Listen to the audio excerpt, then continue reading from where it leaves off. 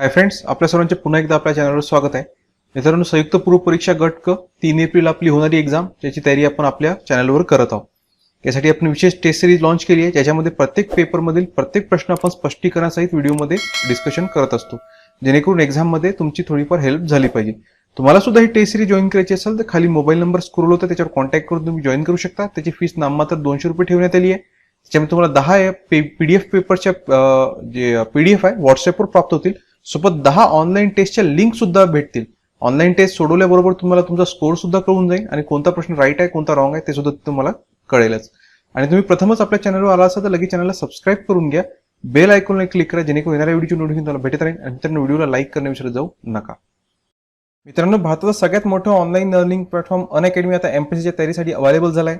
या ठिकाणी बरेचसे प्लस फीचर्स अवेलेबल आहे, ज्याचा फायदा तुम्ही घेऊ शकता, जे स्क्रीनवर तुम्हाला दिसत आहे. आणि या सगळ्यांचा सबस्क्रिप्शन घेताना तुम्ही कोड यूज केला SOHEL1010 तर तुम्हाला भरपूर डिस्काउंट सुद्धा भेटून जाईल. मित्रांनो, अनअकॅडमी तर्फे एक अतिशय महत्त्वाचा ऑफलाईन सेमिनार आयोजित करण्यात आला आहे, ज्याच्यामध्ये चालू घडामोडी, यश आणि अपयश यातील निर्णायक घटक जे अनअकॅडमी कंडक्ट करणार आहे 20 मार्चला. त्याच्यामध्ये अभिजित राठोड, टॉप एज्युकेटर आणि STI विशाल पिचड सर तुम्हाला मार्गदर्शन करतील. वेळ असणार आहे 8:30 वाजता सकाळी 20 मार्चला टिळक स्मारक मंदिर, Tilak road, SP college, near SP college Pune. आणि चालू घडामोडीचं मासिक फ्री तसंच पुस्तकावर 50% तुम्हाला इथं डिस्काउंट सुद्धा भेटणार आहे. प्रश्न क्रमांक 71, 2021 या आर्थिक वर्षात भारत चीन व्यापारात भारताची व्यापारी तूट वाढून किती झाली आहे? आता व्यापार तूट म्हणजे काय की व्यापार तूट याचा अर्थ असतो की भारताकडून जितका माल चीनमध्ये जातो आणि चीनकडून जितका माल भारतात येतो यांच्यातील जो फरक आहे त्याला तूट म्हणतात. आता भारताची व्यापार तूट आहे म्हणजे चीनचा व्यापार जास्त येत आहे, चीनचा जो माल आहे तो भारतामध्ये जास्त आयात होत आहे आणि भारताचा निर्यात चीनमध्ये कमी होत आहे, म्हणून भारताची इथं व्यापार तूट होत आहे. तर ती किती आहे? नुकतंच या संबंधीचा अहवाल सुद्धा प्रदर्शित झाला होता. तर सीमावाद असून सुद्धा दोन्ही देशांमधील व्यापारी संबंधात कोणती घट झालेली नाही, हा अहवालात आढळून आलं. आणि पूर्व लडाख प्रदेशात भारत आणि चीन यांच्यात सीमा तणावाच्या व्यापारावर कोणताही परिणाम झाला नाही. आणि 2021 मध्ये दोन्ही देशांचा व्यापार $125 अब्ज विक्रमी पातळीवर पोहोचलाय. किती? 125 अब्ज असा विक्रमी पातळीवर हा दोन्ही देशाचा व्यापार पोहोचलाय. आणि या दरम्यान भारताची व्यापार तूटही वाढून $69 अब्ज झाली आहे. भारताची व्यापार तूट किती? $69 अब्ज.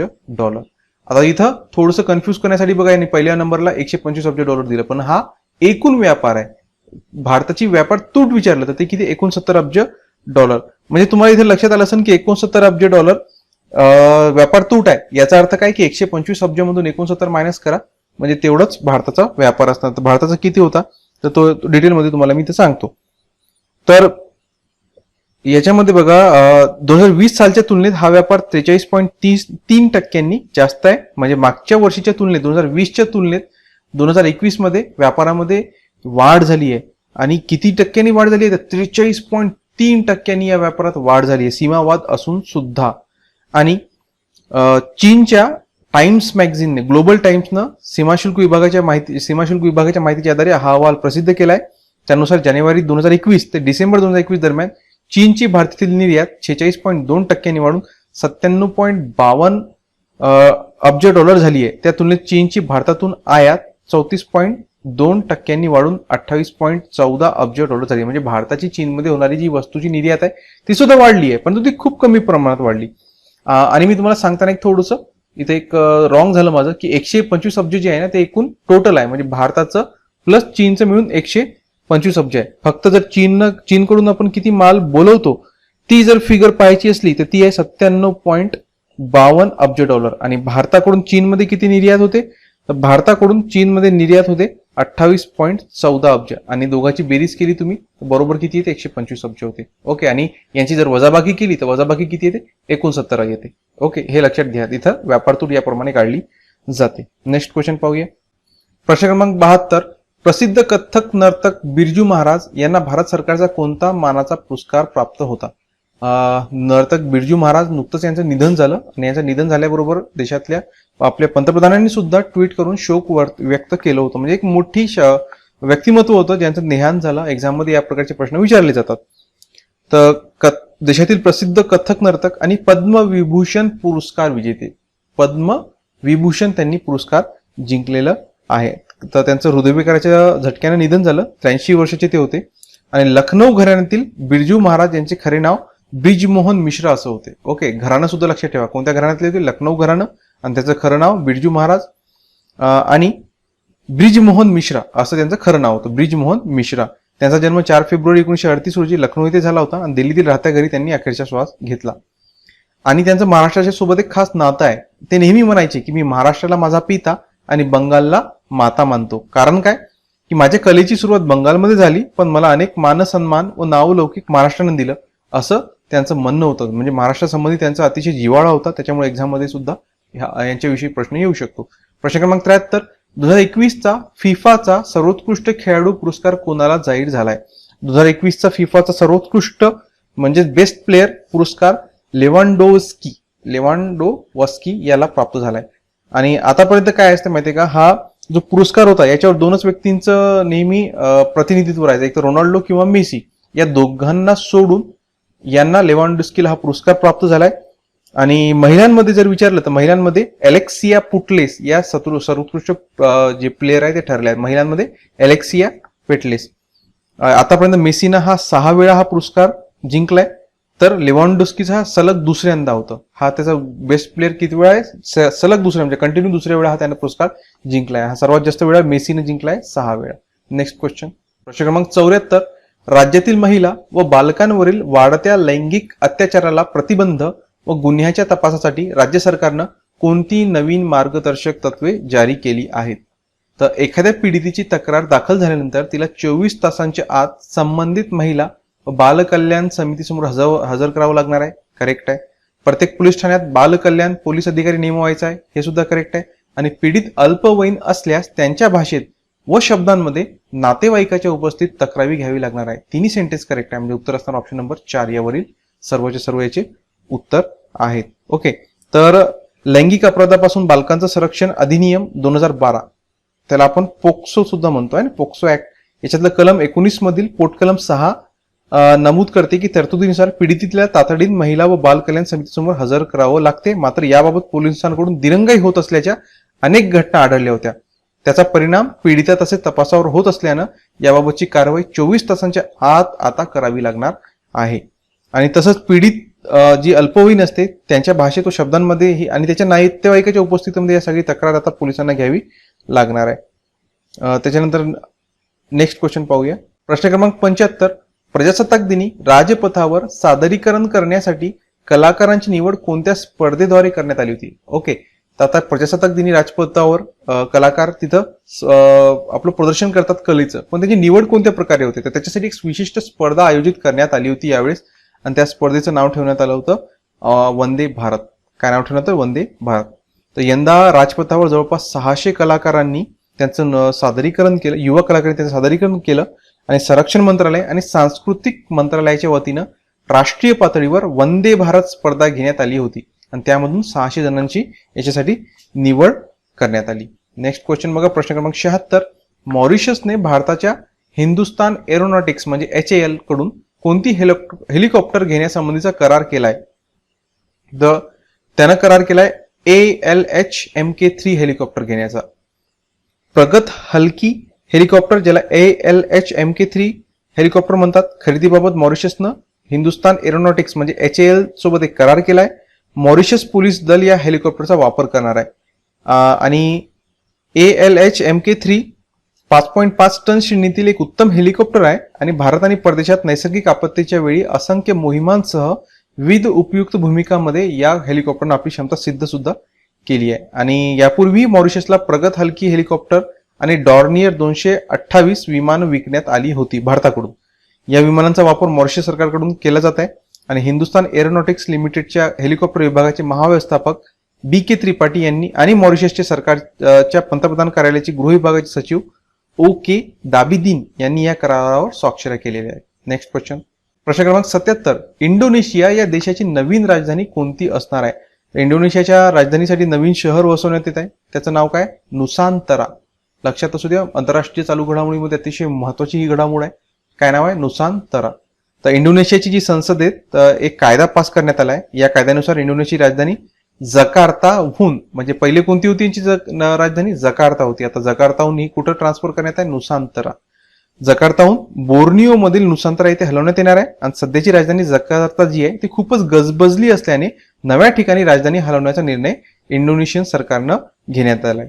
आणि इंडोनेशियामध्ये जावा बेट समूहाचा समावेश होतो. या जावा बेटांवरील जावनीज भाषेत नुसांतरा शब्दाचा अर्थ द्वीप समूह असा होतो. त्यामुळे 80 नावातून या नावाची निवड करण्यात आली. आणि या राजधानीमध्ये केवळ एक सरकारी कार्यालय नसतील, फक्त सरकारी कार्यालयच नाही तर एक स्मार्ट सिटी त्यांना तिथं उभारायची आहे असं त्यांनी इंडोनेशियाच्या वतीने सांगण्यात आलेलं आहे. यासोबतच अजून एक गोष्ट लक्षात ठेवा की बाली, इंडोनेशियाचं जे बाली बेट आहे त्याच्यावरचं जगप्रसिद्ध शिल्पकार न्योमन नुआर्टा यांनी तयार केलेलं गरुड विष्णू केनकाना म्हणजे विष्णू भगवानाचं जे वाहक आहे विष्णू गरुड, त्याचं शिल्प त्यांनी बनवलेलं होतं. कोणी? जगप्रसिद्ध शिल्पकार न्योमन. आता त्यांनाच इंडोनेशियाच्या नव्या अध्यक्षीय संस्कृतीची रचना करण्याचं काम देण्यात आलंय. तर यांचं नाव सुद्धा लक्षात असू द्या. काय नाव आहे त्यांचं? न्योमन नुआर्टा. त्यांनी तिथं जे विष्णू भगवानचं वाहन आहे गरुड त्याची सुद्धा शिल्प त्यांनीच बनवलेलं आहे. नेक्स्ट क्वेश्चन, प्रश्न क्रमांक 78. बनावट औषधांना आळा घालण्यासाठी केंद्र सरकारनं API वर काय लावणं बंधनकारक केलंय. आता नेमकं API काय आहे? तर इथं API याच्याबद्दल तुम्हाला सांगतो की काय आहे. हा ऍक्टिव्ह फार्मास्युटिकल इंडिग्रंट्स त्याला म्हटलं जाते. Active pharmaceutical ingredients. तर बनावट औषधांना आळा घालण्यासाठी सरकारनं मोठं पाऊल उचललं आहे आणि औषधाच्या निर्मितीमध्ये वापरल्या जाणाऱ्या ऍक्टिव्ह फार्मास्युटिकल इंडिग्रेंट्स त्याला API म्हणतात. QR कोड लावलं जाणार आहे. काय लावलं जाणार आहे? QR code. कशासाठी? बनावट औषधांना आळा घालण्यासाठी. आणि सरकारनं बंधनकारक केलं आहे. नवीन नियम पुढील 1 वर्षी म्हणजे 1 जानेवारी 2023 पासून हे लागू होणार आहे. हा नियम कधीपासून लागू होणार आहे? 1 जानेवारी 2023 पासून. ऍक्टिव्ह फार्मास्युटिकल इंडिग्रेंट्स हे API, टॅबलेट्स, कॅप्सूल, सिरप बनवण्यासाठीचा कच्चा माल असतो. ड्रग्स टेक्निकल ऍडवायझरी बोर्ड जे DTAB यांनी जून 2019 मध्ये या प्रस्तावाला मंजुरी दिली होती. आणि QR कोड म्हणजे काय? तर क्विक रिस्पॉन्स त्याला म्हटलं जातं. QR quick response. एखादी माहिती तात्काळ वाचता यावी यासाठी कोड तयार केला जातो. याला बारकोडचं अपग्रेड व्हर्जनही म्हणता येईल. आणि एका अहवालानुसार देशातील 40% औषधे निकृष्ट दर्जाची आहेत. आता भारतीय कंपन्या API साठी मोठ्या प्रमाणावर चीनवर अवलंबून आहे. QR कोड कॉपी करणं अशक्य आहे कारण तो प्रत्येक बॅच नंबरचं बदलेल. त्यामुळे देशाला बनावट औषधांपासून स्वतंत्रता मिळेल. नेक्स्ट क्वेश्चन पाहूया. अनअकॅडमीवर बऱ्याचशा बॅचेस सुद्धा लॉन्च झाल्या आहे. तारखेपासून सुरू होत आहे रणांगण कॉम्प्रिहेन्सिव्ह इंटिग्रेटेड प्री आणि mains batch for Rajyaseva exam. Mentors तुम्हाला स्क्रीनवर दिसत आहे आणि लिंक डिस्क्रिप्शन मध्ये दिली आहे. ज्याला कोणाला बॅच जॉईन करायची आहे लवकरच तुम्ही जॉईन करू शकता. अनअकॅडमीवर न्यू कॅटेगरी सुद्धा अवेलेबल झाली आहे या ऍपवर, ज्याच्यामध्ये महाराष्ट्र ग्रुप C सर्व्हिसेसच्या सगळ्या पोस्ट तसंच महाराष्ट्र टेक्निकल सर्व्हिसच्या सर्व पोस्ट यांची तयारी तुम्ही करू शकता. तर आजच अनअकॅडमी ऍप आपल्या मोबाईलवर इन्स्टॉल करा. प्रश्न क्रमांक 79. चंद्रावर जाणारी पहिली महिला कोण ठरणार आहे? तर त्या महिलेचं निवड सुद्धा करण्यात आली आहे. तिचं नाव सुद्धा जाहीर झालंय. तर चंद्रावर जाणारा पहिला मानव म्हणून आपण नील आर्मस्ट्रॉंगला ओळखतो. त्यानंतरही काही शास्त्रज्ञांनी चंद्रावर पाय ठेवला, पण आतापर्यंत एकही महिला चंद्रावर पोहोचलेली नाहीये. आता नासानं अंतराळवीर जेसिका मीर, काय नाव आहे त्यांचं? जेसिका मीर यांना चंद्रावर जाणारी पहिली महिला ही ठरू शकते. कोण पाठवणार आहे? नासा. जेसिका मीर ही आर्टेमियर ठरू शकते का म्हणत आहे? यांची निवड झाली आहे बरं का. तुम्ही म्हणता कन्फ्युजन आहे का? नाही, निवड झाली आहे, परंतु जाण्याच्या आधीच काही अपघात घडला, ईश्वर करू असं न हो, परंतु होऊ शकतात त्या पहिल्या महिला. म्हणजे जेव्हा पोहोचतील तेव्हा पहिल्या महिला आपण खात्रीनं म्हणणार, पण यांचं नाव सिलेक्ट झालंय त्या मोहिमेसाठी. तर त्या मोहिमेचं नाव काय? आर्टेमिर. काय नाव आहे? आर्टेमिर. ह्या चंद्राचं जो अभियान आहे नासाचं चंद्रावर जाण्यासाठीचं, याच्यात पहिल्या महिला म्हणून जेसिका मीर यांना निवडण्यात आलंय. जेसिका मीर ही ज्यू व स्वीडिश नागरिक आहे. जेसिका 1972 नंतर चंद्रावर जाणारी पहिली मानव ठरणार आहे. त्यांनी 2019 मध्ये पहिल्या फिमेल स्पेस वॉक मध्ये भाग घेऊन इतिहास सुद्धा रचला होता. तुम्ही याच्यात सुद्धा तुमचं याच्या आधी यांचं नाव ऐकलंच असेल तुम्ही. जेसिका मीर बाबतची घोषणा नासाच्या आर्टेमियर कार्यक्रमांतर्गत करण्यात आली आहे आणि या कार्यक्रमांतर्गत अनेक अंतराळ मोहिमा आखल्या जाणार आहे. आर्टेमिस हे नाव ग्रीसमधील एका देवीच्या नावावरून ठेवण्यात आलंय. ती अपोलोची जुळी बहीण होती.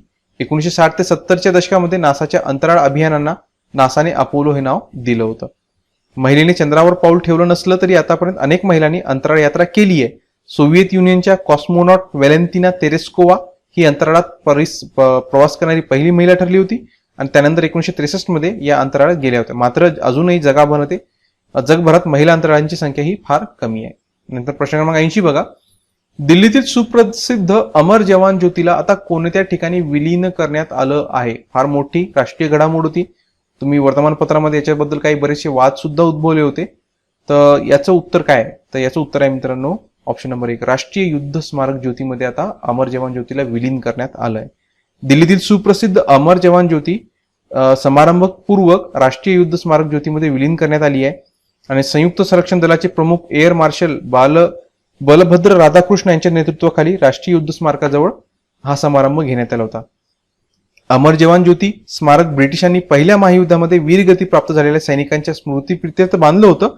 त्यानंतर त्यामध्ये काही वेळा भर पडली. 1971च्या युद्धानंतर काही नावे या स्मारकात जोडण्यात आली होती, परंतु हे स्मारक ब्रिटिशांनी बांधलं असल्यानं स्वतंत्र भारताचं स्वतंत्र असं राष्ट्रीय युद्ध स्मारक असावं असं केंद्र सरकारचा विचार होता आणि यांनी हा 2014 मध्येच निर्णय घेतला होता. त्यानंतर 2 वर्षात राष्ट्रीय युद्ध स्मारक बांधून पूर्ण करण्यात आलं आणि आता इथून पुढे राष्ट्रीय युद्ध स्मारक हेच मुख्य स्मारक म्हणून गणलं जाणार आहे.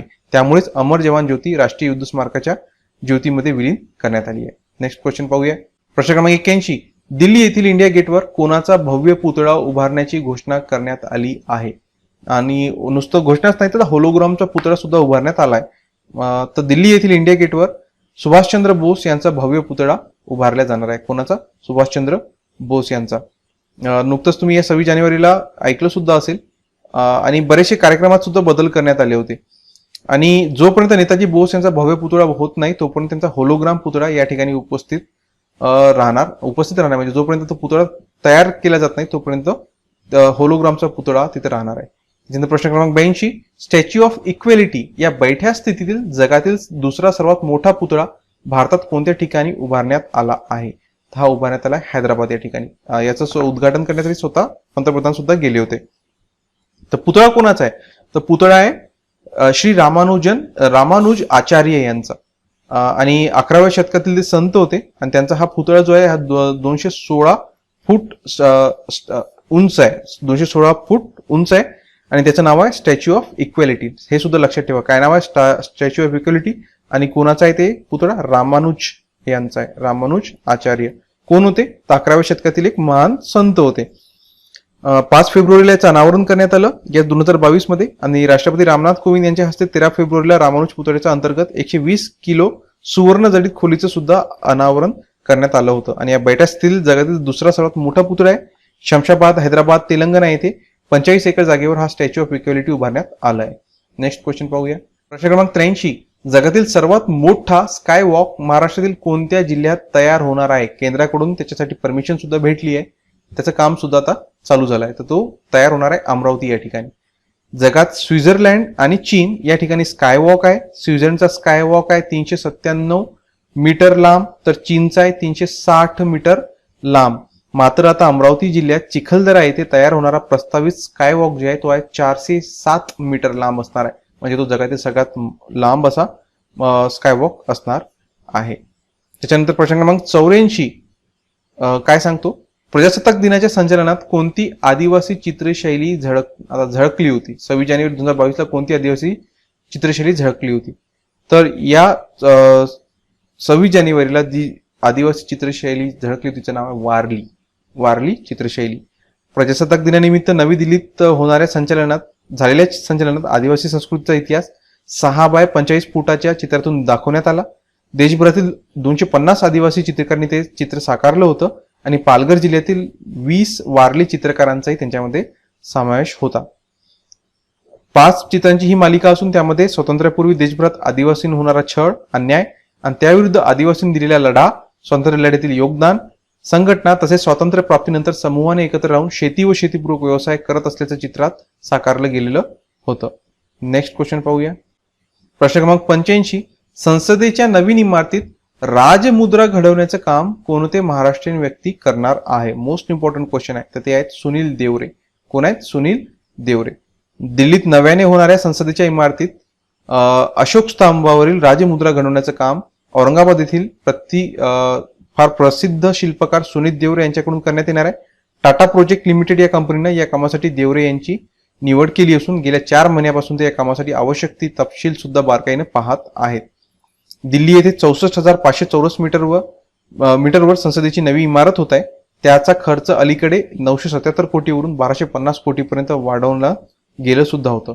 40% अधिक काम आता पूर्ण सुद्धा झालंय आणि पहिल्या टप्प्यातील कामात अशोक स्तंभाची मुद्रा उभारण्याचं काम सुरू करण्यात आलं आहे आणि त्याच्यातील राजमुद्रा अशोक स्तंभावरील कोण तयार करणार आहे? सुनील देवरे हे बनवत आहेत. या ठिकाणी मित्रांनो आपले इथं क्वेश्चन कंप्लीट होतात. आय होप सर्व प्रश्न एक्झामच्या दृष्टिकोनातून तुम्हाला महत्त्वाचे ठरतील. मित्रांनो व्हिडिओला लाईक करणे विसरू जाऊ नका. टेस्ट सीरीज जॉईन करायची असेल तर खाली मोबाईल नंबर तुम्हाला स्कोर होताना दिसत त्याच्यावर कॉन्टॅक्ट करून तुम्ही जॉईन करू शकता. आजच्या व्हिडिओसाठी इतकंच. धन्यवाद. अनअकॅडमीवर सबस्क्रिप्शन घेताना सगळ्या रेट्स तुम्हाला स्क्रीनवर दिसत आहे आणि याच्यामध्ये तुम्हाला अजून 10% डिस्काउंट पाहिजे असेल तर कोड यूज करा SOHEL1010 तर तुम्हाला या ठिकाणी भरपूर असा डिस्काउंट सुद्धा भेटून जाईल. तर वेळ न करता आजच अनअकॅडमी ऍप इन्स्टॉल करा आणि एमपीएससीच्या तयारीला लागा.